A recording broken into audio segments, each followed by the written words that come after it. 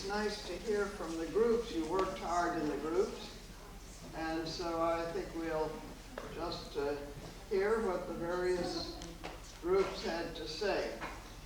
Lois, what group were you in over here? And who's reporting? Gavin. All right. I tried to talk them out of it, Joy. I really did. All right. Well, the first picture that you're all familiar with, we felt was highly symbolical and descriptive of the ancient wisdom in the Celtic tradition. It depicts Theosophy, or some people might think it was the Christ. The God of wisdom and regeneration is sacrificed upon a tree that provides shelter, warmth, and food, or building material for our houses, wood for our fires, and fruit for food and nutrition. There's a great deal, as I said, it's highly symbolical of the ancient wisdom in the Celtic tradition. So there's a great deal there. You can see the four animals at the base. You can see the birds and the trees and the fruit and so forth. It would be ours to really discuss it in detail. The second one particularly upset me, and Fred kept giving it back to me to hold, and I didn't want it. We saw it as representational, possibly a monastery, and perhaps symbolical of a monastic order, although I initially saw it as a village with mountains in the background and so forth. So that we felt that if it was of the ancient wisdom tradition, we'd missed the point somewhere, or I certainly did. And the third one, traditional ancient symbolism in the form of a mandala, which is famous throughout Asia, especially Tibet, and this is used especially in meditation to teach the mysteries of the universe. Again, it's highly symbolic and geometrical of the ancient, very much of the ancient wisdom tradition. It shows entrance and exits at the cardinal points, and very much demonstrates squares, circles, and triangles, all very significant symbolically, together with lotus petals, which are prominent and lead the mind to the point which is within the centre. Very interesting. Thank you. Well, let's come over here to this group. Who's reporting over here? Actually, we didn't arrange for anybody to talk, but I tell you what I put down, which is, this is what I got. I started off with, on the first one, a living tree bearing apples and grapes, with an exclamation mark. A suggestion of a crucifixion. Some people reaching for the apples of temptation, that's worldly things. Others reaching for grapes, the sort of the wine of spirit, perhaps. Animals and birds representing the animal kingdom. And it seemed that this was a medieval representation of life on earth, with people reaching for heaven, and perhaps the beating heart of life, because the branches come around and form a heart shape. And then on the second one, this is time superimposed on the sketch of a medieval fortress with lookout towers and an inner circle design similar to a rose window. Shows a monastery or walled village nearby, and an inexplicable supporting wall which doesn't seem to have any real purpose. That was the wall down the front left-hand corner. And then also there seems to be something that looks like collecting tanks and a large pipe or ditch, but not connected to anything else. And there seems to be water flowing out of the right-hand end of this pipey thing. It just didn't mean anything then. Right, the last one, of course, the stylized design showing a lotus containing interlaced triangles, some pointing upwards for spirit, some pointing downwards for material or earthly life. Bordered by a key design pattern, and it resembles a simple tanker and is a purely intellectual sign. Very interesting. Well, let's go back to that group back there.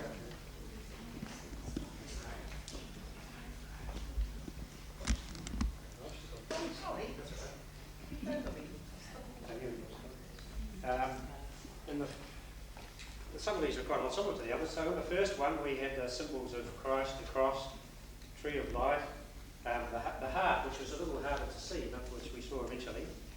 Then there was the fact that most of the people were going for the fruits, and only one of them was actually going for the Christ, or that which we might say was going for the higher things. Most of them were preoccupied with daily life. There's some symbolism in the animals being excluded. I think also outside the civil wall, and some of them looking in, some of them are just carrying on feeding. What else? Is that one? And this one is sort of rather more of a mandala, with lots more symmetry, 4 and 8-fold symmetry, and 12-fold symmetry at the time. And the attention is drawn to the centre of this, but then it keeps getting drawn to this fact that there's this broken symmetry, one extra line here, and this strange thing here, which we thought was either a wall or a pencil or a pipe. But it could have been all of them. That one definitely, we were wanting the next one to arrive. That one made everyone feel a bit tense. And then this one, there was a lot more symmetry. And pretty much the same as what the other people said, really, that the squares, the triangles, the circles, and the lotus. Much more peaceful one. And but that one's actually got broken symmetry too, with 5 triangles pointing up and 4 pointing down. And it very much draws you to the centre. So we thought there was in contrast of them, this one was much more natural symbolism, and then this one was sort of a bit of order sort of imposed on nature, and then this one was very much more abstract. But although there's still a tiny bit of nature in the lotus flowers, but we definitely felt like that one was more simple, and then this one was definitely tense, and then this one was very peaceful. I think that's about it. Right, that last group back there. Notice that women give all the men these jobs to do. No, we just wait up.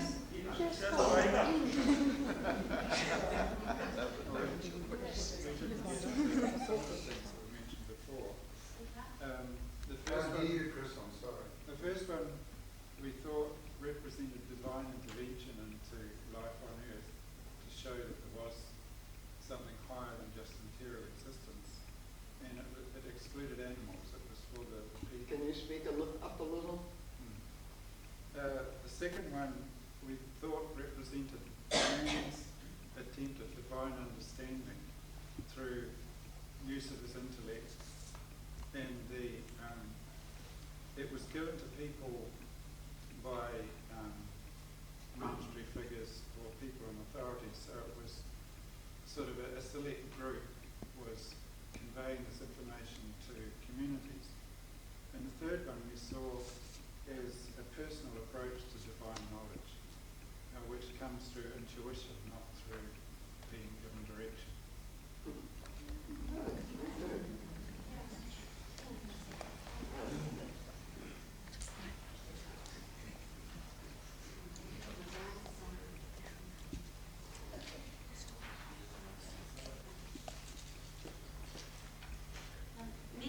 the first one, the group actually. Do you want to come up here?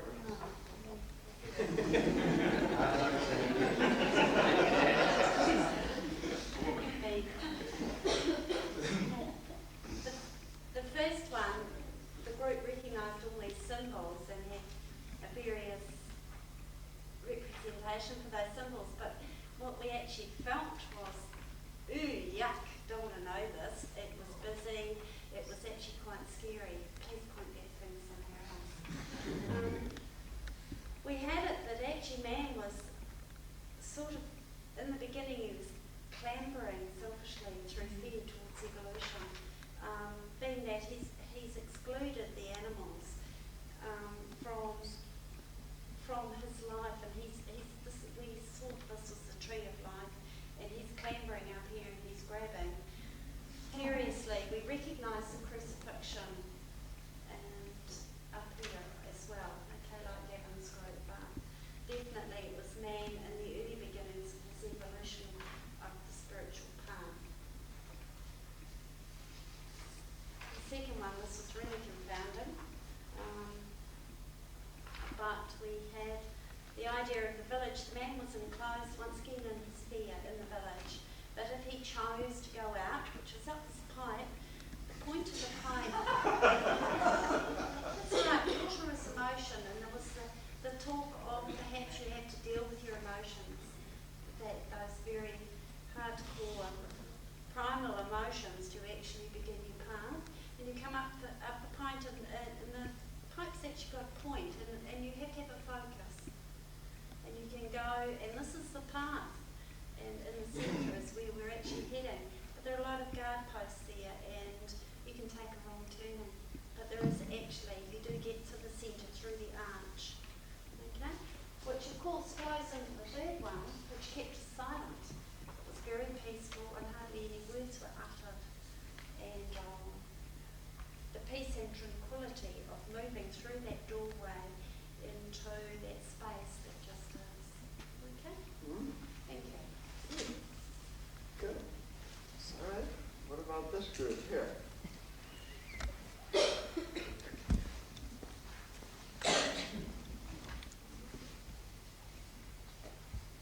Much of what has been said we agreed with. We did have some problems with the winged creatures climbing up the pole. They didn't come to a satisfactory conclusion over what their purpose in this picture was. However, we saw very strongly the heart amid the crucifixion, the supplying of food. We saw these people, first we saw them fighting, but then we looked and we see that one person has two hands holding down a branch while another person is able to collect the fruit. And we also believe that the animals are being fed, despite the fact that they are outside a small boundary, they are being fed also.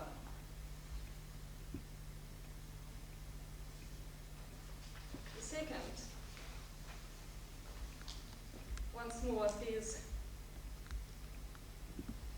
the same feelings that a number of people have named about discomfort with this picture. There's also, however, the beauty of the rose window, which we see in cathedrals, and which carries through this Christian symbology from the previous picture. But we saw this as very divisive, a line across the page. We saw a lot of barrenness. We saw, however, one entrance into and out of these closed walls. We felt that this belonged within this, that it was a picture showing us what's inside here. So inside the walls that we close, there is this beauty, this symbolic beauty, the geometry, and there is a door to go in and out. We saw that this first one is talking about our emotions. It has the heart. It's talking about our emotional life. The second, with its order and geometry, is talking about our mental life. And when we transcend both, we have the beauty of the mandala. We have 4 entrances, not one. We have 3 lines going around the outside, and we have 4 lines on the circle. And all the rest of the symbology has also already been said. Wonderful. All right. About this group here.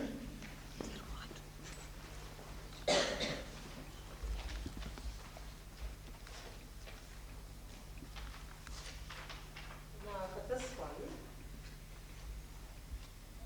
we have a lot of overall impressions, but we have the medieval grape harvest, the Christ figure, which was representative of sacrifice, the heart figure, all embedded love and unity, the snake figure representing a hidden danger, grapes giving blood from sacrifice, heart, love, fruitfulness at cost, tree of life, incorporating man, bird, animal and fruitfulness, the spiritual path aspiring to higher values, see pain and suffering.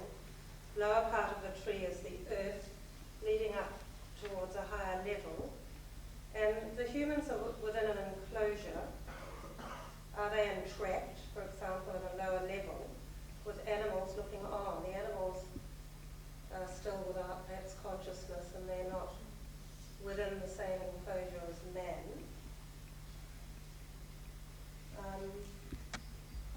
The birds are feeding from the nectar of life.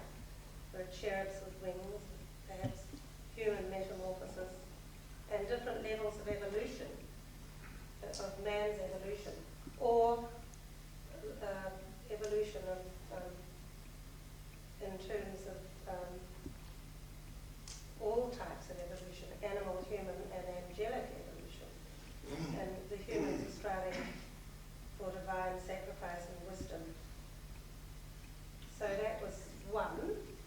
And two, we thought was more complicated and definitely a mandala symbol, and as was said before, reminiscent of a sacred geometry with perhaps that rose window. We thought it had different aspects of time. We thought that it was related to time with that central piece, time, linear, sequential, etc. And it was set in the country. It represented stability and order, human habitation in a city scene. These are just suggestions from everyone in our group.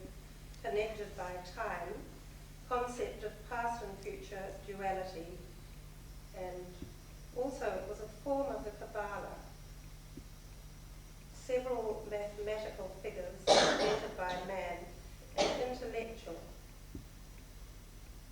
We thought that this could be interpreted in many ways. It would not just be a pipe, we didn't think of it in that terms, it would be a form, but it is divisive. It could also be a rocket, the man's desire to leave the earth and get somewhere else someone suggested. The geometric figure represents the mathematics. That is all formulae derived. But it's also, it's like a maze or a labyrinth, or a walled city with outposts. So it's to do with human order and discipline. And then the third is definitely a mandala with an Eastern influence. As with everyone else, we recognize the lotus. And we thought of the various sacred geometry within this mandala, such as the circle representing everlasting life and continuation, and the triangles going towards the still small point in the center. So the triangles represent layers of consciousness, and interlacing triangles representing a series of struggles, spirit into matter, revealing the omega point, which is the center, maybe the ultimate truth.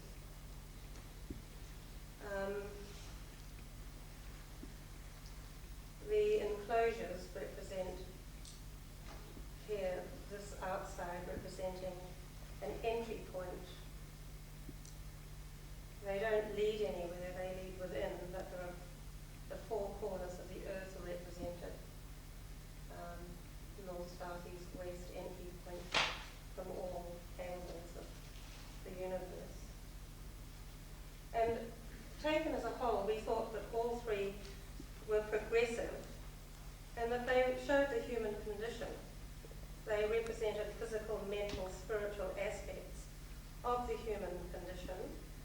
And the first was really the struggle for life in the world.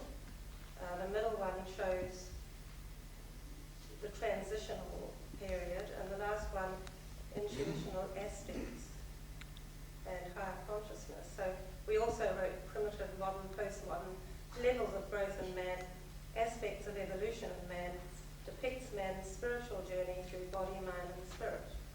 So in a way, we did feel that they were all complex, but related to the evolution of man and his path in life. His and her path in life. We have a group back there we haven't heard from.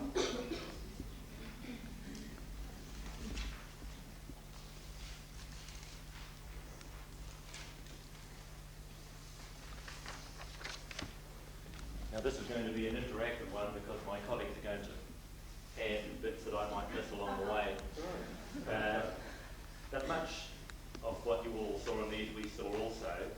We thought this, the whole three of them were a progression from chaos through to perfection, perhaps. Initially, we didn't like this one here. None of us, we felt disturbed by this, as I think some of the others of you have said. It represents that lower element, that struggle that goes through. It was definitely a Celtic symbol, the wicker containing the male, the men, the women. We weren't too sure about whether this was an angel or a little demon climbing up here, because all sorts of things, the longer you look at it, you can think of many more different things. People have mentioned the fruit and the symbolism of that, the birds, the cross, the crucifix figure, and the heart there. So a lot of that's been covered. The animals on the outside, not yet part of the individual consciousness. The animal kingdom, the stag, perhaps representing one of the main animals of the forest. But all these various things, like the people who are holding the branch, and was this a nun here reaching for the grapes, or was it not? A child figure that sort of seems to look, when you put it onto the side, that you hadn't seen before. So we didn't really like that one, but we saw an awful lot of that early part, the human struggle. This year we were a bit more mystified. We recognised a lot of the symbols, the visual symbols, but we didn't quite get the right triggers perhaps. But this part that's the lower end, that's got people thinking. We also had some discussions about that, and the pipe or the pencil. Is this a pencil here? This is telling us something here. Is it actually a recorder, a musical instrument? Is it the division between the community, the living here with the building, the city, the town, whatever, or are these death burial chambers on the other side of that dividing line, which is all symbolically represented in here in this interesting geometric pattern. And if there's any people with a geometric or mathematical bent, they can really go to town on this sort of thing. The circles, the triangles, the squares, the numbers of little points along the way. And we had some interesting interpretations about that. These could be incarnations, where you get certain amounts of learning on each life. The paths that come through, and you can either take a long way round, you can take different routes round, or you can go quite quickly through. The hill, the fact that it's on a building, or at least on a mountainous looking background, implies a struggle to the top. But initially we thought, when we were first asked with what the initial impression was, and we thought, the sundial or the time. We didn't pick up, as some of you have said, the monastery aspect of this, and although it is quite obviously the rose there. We looked at that and thought, is that part of the beginning of the lotus? Once we'd sort of explored lots of different other elements. And then finally, of course, this mandala image here that we all felt comfortable with. It just resonated with us. This was the ultimate. This was obviously an Asian and Eastern approach, the journey to the higher state. So even before Joy started to ask us, or told us to start looking at these as a three, we'd already done this, because it just seemed logical after you started looking at them. The lower chaotic state, the middle-aged state perhaps, and then the higher intellectual, emotional, spiritual advancement onto this central point that others have spoken more eloquently than I could. So that was our group's interpretation. Have I left anything out, team? No, just the maze, that middle one was a maze. Oh, it's the maze, yes. It's the medieval look of the maze. It would be great to see it in a hedge, wouldn't it? Also saw the square around the tower as being physical and the central part of spiritual. Absolutely. The square and the central, the lotus symbols. It's really quite lovely. There was one thing Kathleen omitted to mention in the second one. In the second one, just outside of the walled city, there are 3 small strokes going upwards, and I wondered if that was part of the Christian symbology as well, the 3 crosses on Golgotha. Yes.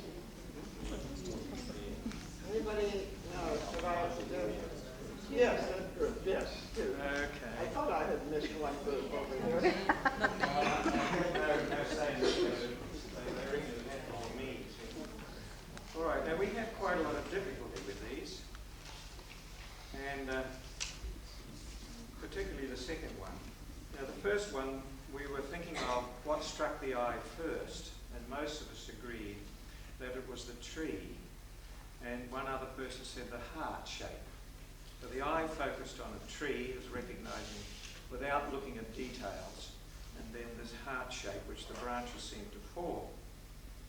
And then we looked at many details. We could see that the helpers, male and female, it looks as though they're two couples here helping each other, pull down the branches to get at the food, which could be a spiritual food or a physical food. We can interpret it either way.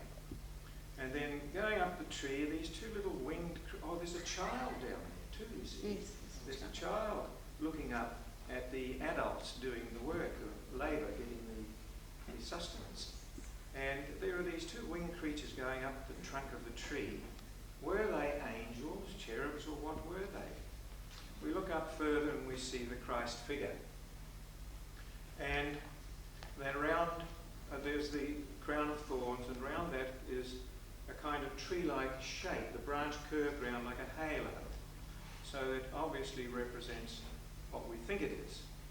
Then, looking at these birds, now birds are actually getting something off the tree too.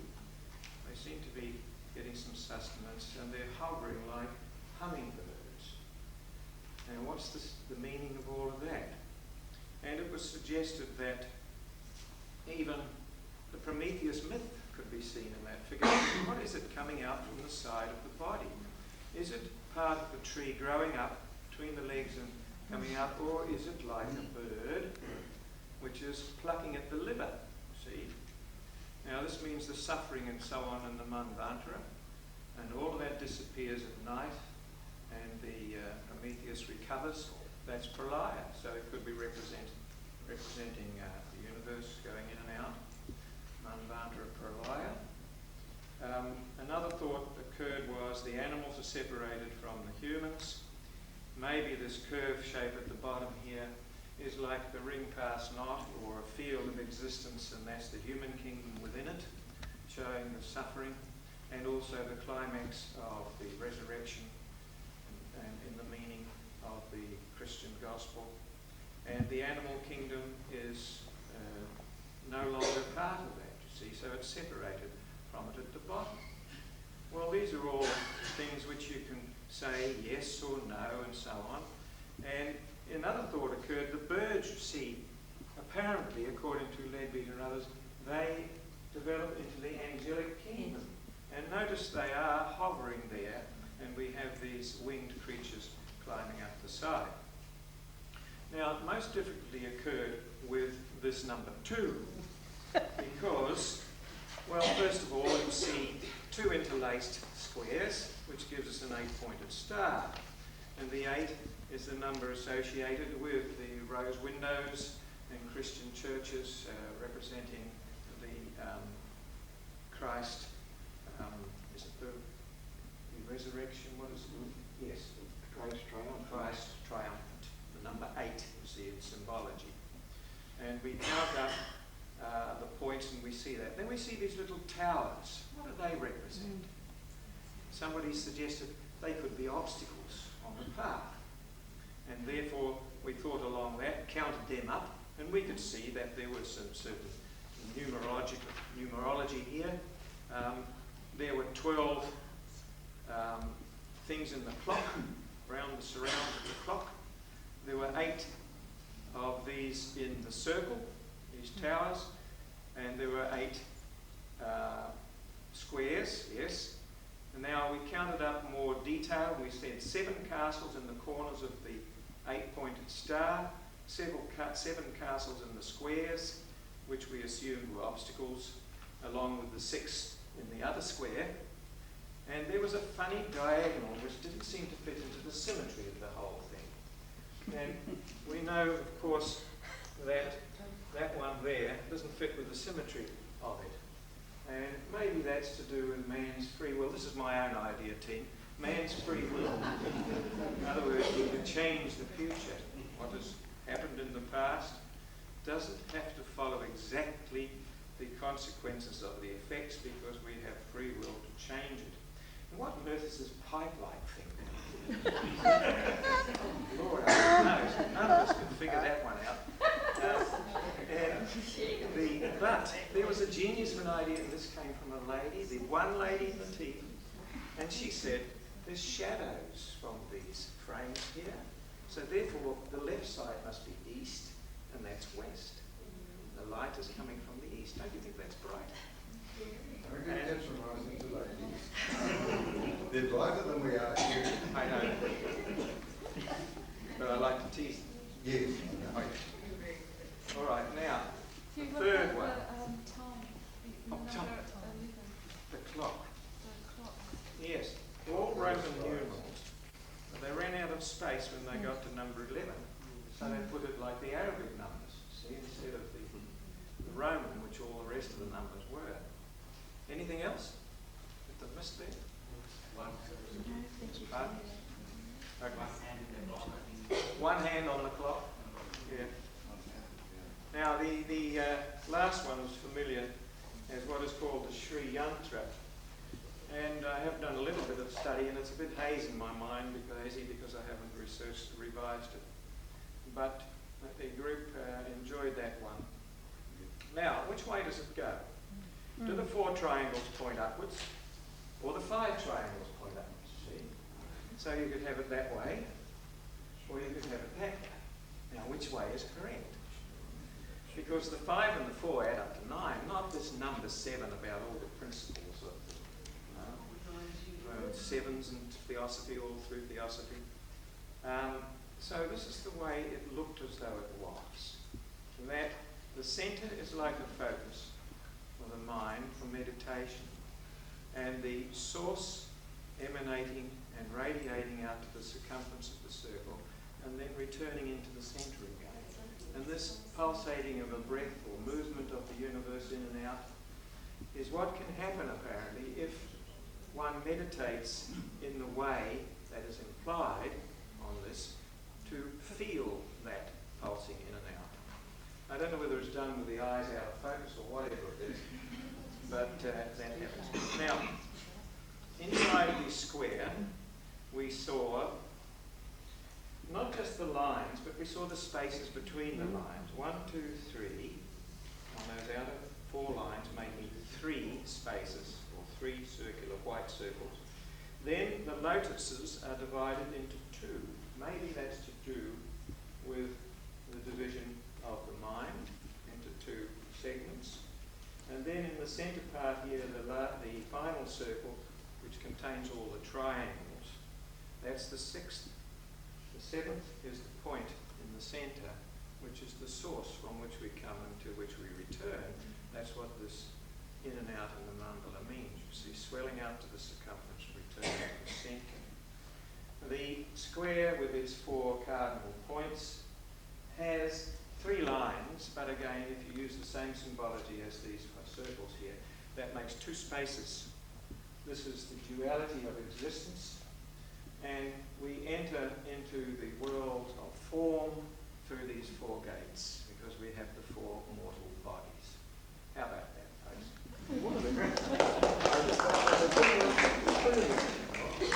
Well, I hope you enjoyed this little exercise. Oh, yes. We have one more here, don't we? The center here. I'm sorry, yes. I was trying to practice avoidance.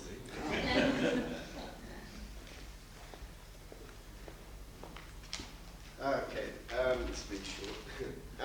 First one, basically all we come together was that is the tree of life or the tree of knowledge being the same thing. With a lot of classic symbology, we also all notice that it doesn't stop, the tree carries on. So there's more to it than just that. The second one, I didn't like, and my brain shut down and just lost it. So by the time I come through, all I got was time. So we simplified it and said it's time. and the third one, I was still reeling from the second one. And so the others were discussing everything, so we come and simplified it to the focal point, either to or from. And all three of them together, we basically put it through as the tree of knowledge or life through time to get to or from the spiritual centre. Well done.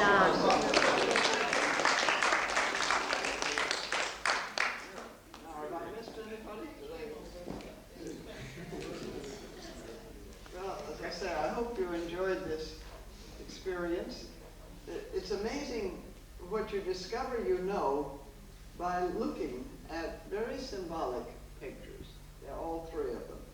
And there is a progress, as most of you recognize. There is a progress from to the more abstract. Certainly the final one, Sri Yantra, is the far more abstract. And it was interesting to me as I gave them out. When I gave out number 3, you all seemed to say, "Oh, finally something we know." Maybe it's because Theosophists are accustomed to the very abstract, because that is the most abstract, isn't it? Others are have much more symbol, many more symbols in them, really, to be looked at as you really look at the pictures. But it's interesting to see how you responded to them. Almost always, when I've done this before, I've done it at Crotona, it's that second one that really people get hung up on. They really react to it. They feel it's too mechanistic, too mechanical, that it doesn't have the life. The first one has a life quality to it, has a living quality, and the final one, wonderfully abstract, and so our minds are accustomed to dealing with it. So it really is, there is a way of knowing through symbols. And in many ways, we all create our own symbols. And we have certain symbols that are meaningful to us.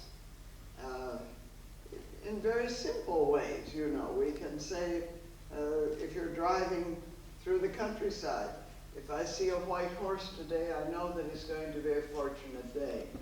We do this again and again. We have little mnemonics. We have symbols that are meaningful to us.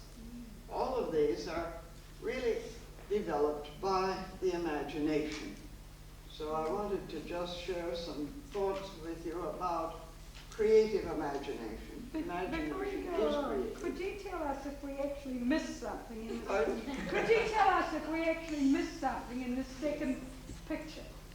No, it's whatever you see there. Oh, okay. Whatever you see. There's no right and no wrong. No, there's no right or no wrong Okay. in any of these. There's no right or no wrong, Rhonda.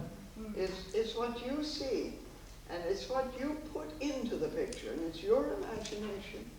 And I think all of you used your imagination.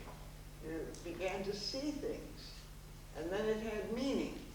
And it's interesting because with imagination, we want meaning. We want, you know, that line through there. Is it a rocket? Is it a pipe? Is it a barrier wall? What is it, you see? We immediately want meaning there. And this is part of it. So there's no right, no wrong. There's no analysis of this, except what we bring to it. And so that, I think, is the aim of this, is to awaken in you an appreciation for symbols, for the symbolic, and what meaning you give to it. I think there are really two aspects to imagination. On one level, I think imagination is necessary to tidy up the chaos of sense experience. Put it that way. We use imagination to give meaning to the objects which spring up around us as soon as we're conscious. There's another aspect, however. It untidies the order created at the first level. So imagination both tidies up and untidies. That is, it renders our experience unfamiliar and mysterious. And that's what that line is both familiar and unfamiliar. Imagination, therefore, uses metaphor. And in one sense, all language is metaphor. But it has the uncanny ability, I think, and our imagination, to see into the inner side of things and to assure us that there is more in our experience of the world than meets the unreflecting eye.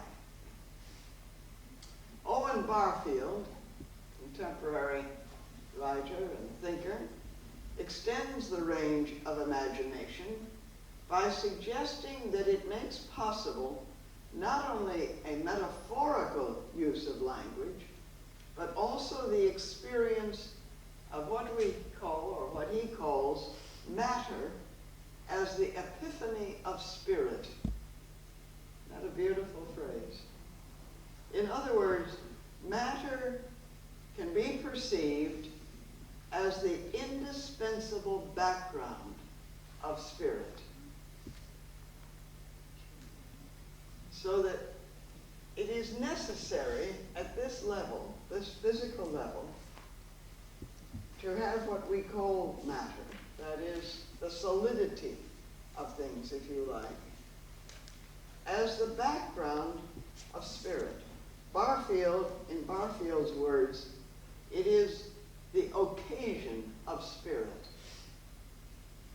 Matter is the occasion of spirit. What a wonderful phrase. And I think it points to something that if we can perceive everything in the manifested universe at this level as the occasion of spirit, it's the revelation of spirit.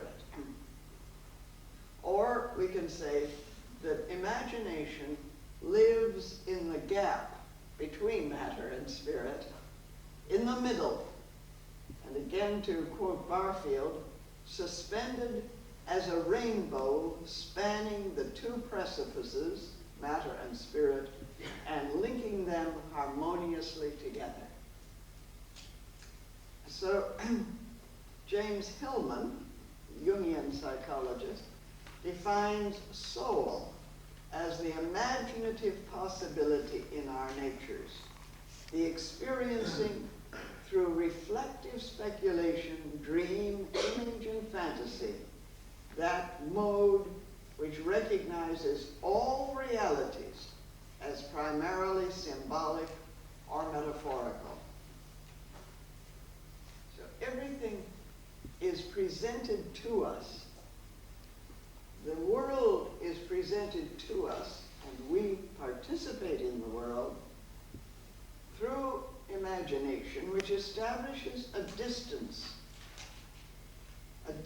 between myself and the world, in which there arises then this experience which is meaningful, which gives meaning and purpose to everything. Now, one of the most important themes in archetypal psychology, of course, is the closeness of the soul to death. Hillman, for example, refers to a passage in the Phaedo where Socrates speaks of philosophy as the practicing of death. And I think that this is a very important theme, really. And it's something that imagination does. That this dying to the world of senses is the dying to the literal perspective which is necessary if one is to encounter the realm of the soul. The experience of death acquaints us with the very first metaphor of human existence, that reality is not here. We are not real. We're not real to the precise extent that we deny our dependence on a spiritual reality. We're not real because we're reflections of that divine imagination that imaging forth of a whole system. So soul, the gateway of the soul making, which I spoke of yesterday, is bringing about this capacity. This, I think, is one of the great human powers, this capacity for imagination. The soul images itself, and throughout the universe, therefore, everything in the universe becomes an image of spirit, of the divine, however you want to put it. Everything then is a metaphor for reality, for the ultimately real. Consequently, when we look out upon the world and we say it's Maya, HPB often usually translates that as illusion, Maya is not really illusion. It is that which makes possible, it's that energy, that force. In fact, it is an energy, Maya. It's one of the energies of Fohat, if you like. But it's that energy, that force, which makes possible reflection, which makes possible, therefore, the appearance of things. But in the appearance of things is not its reality, but the appearance would not be there if there were not the underlying reality. So, imagination tidies up our experience and at the same time untidies it to present us with the unfamiliar, the strange, the mysterious. The contemporary physicist Richard Feynman, in his work on lectures in physics, has put it this way: our science makes terrific demands on the imagination. The degree of imagination that is required is much more extreme than that required for some of the ancient ideas. The modern ideas are much harder to imagine. We use a lot of tools, though. We use mathematical equations and rules, and we make a lot of pictures. That's true, a lot of diagrams and pictures.